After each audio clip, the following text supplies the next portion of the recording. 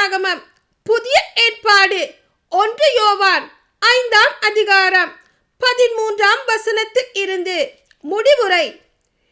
இறைவனிடம் நம்பிக்கை கொண்டுள்ளோருக்கு நிலைவாழ்வு உண்டு என நீங்கள் அறிந்து கொள்ளுமாறு உங்களுக்கு இவற்றை எழுதுகிறேன்.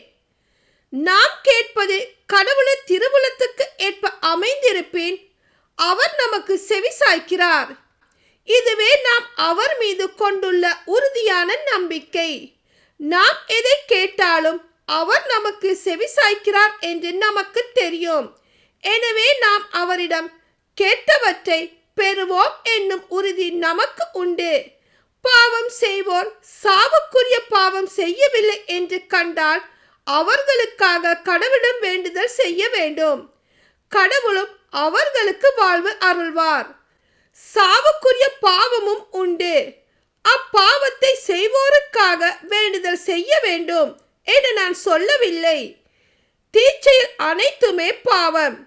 ஆனால் எல்லா பாவமுமே சாவுக்குரியவை அல்ல. கடவுளிடமிருந்து பிறந்தோர் பாவம் செய்வதில்லை என்பது நமக்கு தெரியும்.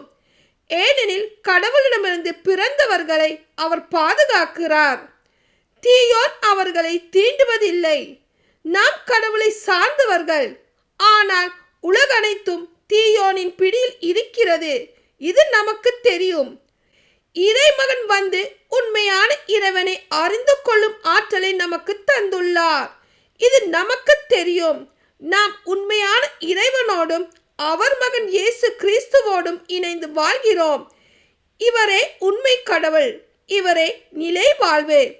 பிள்ளைகளே, சிலை வழிபாட்டை குறித்து எச்சரிக்கையாய் இருங்கள். ஆமேன்.